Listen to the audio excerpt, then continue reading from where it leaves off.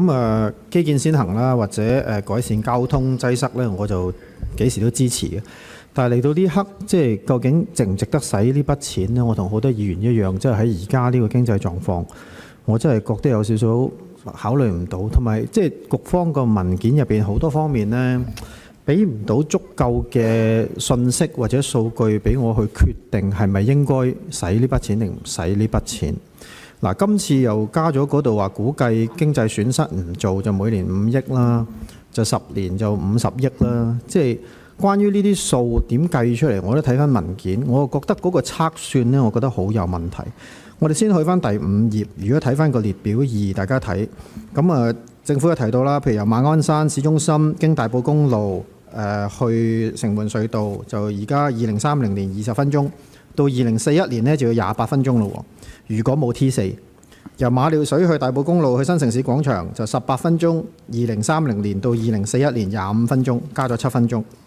由石門經大涌橋路去沙田市中心呢，就2030年冇 T4 15分鐘，去到2041年20分鐘，加咗5分鐘。咁個立論點多出嚟嘅呢？呢啲時間8分鐘、7分鐘、5分鐘，你睇翻可能佢好多係計翻個人口嘅演變啦嚇，因為嗰度又話會增加馬鞍山17000戶啊5萬人，咁但係17000戶入邊佢係純粹計個人數增加咗而多呢8分鐘啦。嗰個即係嗰個 matrix 你點去計呢個 modeling 咧？係咪即係好似單方面就咁計人口增加咧？嗱，因為同時你如果2030年到2041年咧，有冇考慮過沙田同馬鞍山嘅人口老化？嗰度過多10年會係一個人口老化嘅重災區，係咪仲有咁多人會揸車出門口咧？係咪仲有咁多人翻工咧？係咪仲有咁多車出去咧？你增加17000戶，馬鞍山大家都知啦，1比1都冇係個車位。即係你17000戶，你一定唔會有17000架車，係1零架車。有對幾多架車係每日會揸出嚟翻工？呢一個咁嘅測算係一定會經呢幾個位嘅。咁而你要同我講啦，我科技界等等我哋嘅唔同嘅報告做出嚟都係2030到2041。我諗起碼2-3成嘅工種咧會靈活上班時間啦、work from home 啦等等。對你嘅車出行呢啲咁嘅 model 計落去咧，有冇計落去咧？定係純粹你計呢度純粹話我人口增加17000戶變咗5萬人，咁計出嚟嘅一個 modeling， 咁加咗8分鐘啦。仲有啲 behavioral 嘅方向喎，係咪啊？我嘅車塞到一部分，一個階段我係唔會行嗰條路嘅。頭先好多沙田嘅朋友都話啦，我明知嗰度塞嘅，我就會轉搭其他交通工具，等等等等。即係佢呢個測算計出嚟係點嘅呢？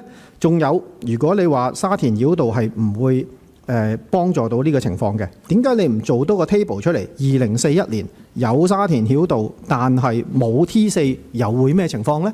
即係你根本冇呢啲咁嘅證據或者 information 俾我，我點決定值唔值得用呢60-70億呢？唔係60-70蚊喎。咁呢啲數據都唔俾我哋點去測算呢？咁亦都多謝局方啦嚇。後面我哋而家去附件2啦。附件2第5點就話 T4 呢度會喺行車時間上有所縮減，相關嘅車流呢就119000架次。咁都多謝局方俾一啲資料我。119000架次呢，原來係受 T4 影響擠塞時段嘅呢，係得11000架嘅啫。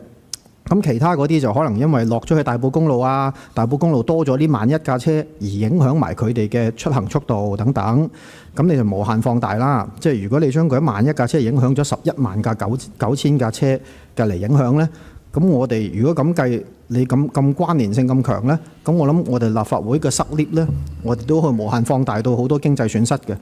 咁即係呢度咁樣嘅計算方法係咪好合理呢？咁跟住去到對每人嘅損失，就每分鐘計1.55元啦。咁經濟損失就計咗出嚟係5億啦。咁樣嘅時間出嚟。咁首先我哋唔好講我係繁忙時間損失咗嗰啲係咪有經濟價值嘅損失？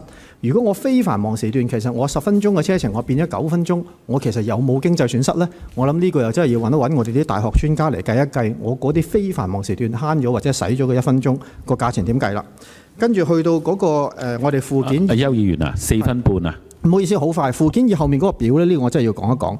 嗰個效益嗰度呢，我哋由2029年計到落去2044年嗰度呢，佢每一年我計出嚟嗰個節省時間嘅金錢價值呢，係差唔多1.9% 到每一年增加。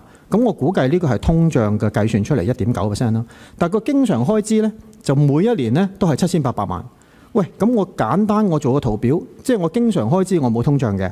但係我個使用者節省時間、金錢價值有通脹嘅，咁我又唔明一個咁樣嘅測算嘅邏輯係如何啦。總之唔好意思主席，我嘅意思係話呢，即係其實我唔識點分呢個價值係值唔值使呢個錢啦。即係如果你問我70億，我攞去招重點企業嘅，我揾2間公司嚟國際級嘅科技企業，每人同我請翻1000幾百人有用啊？定係我用呢70億去慳呢個時間呢？我作唔到判斷，同埋我係想表達我對佢嘅測算嗰度嗰個model呢，我係好有保留，我覺得嗰度做得唔係咁好，所以令到我應唔應該支持呢度呢？我係作出唔到決定。唔該主席。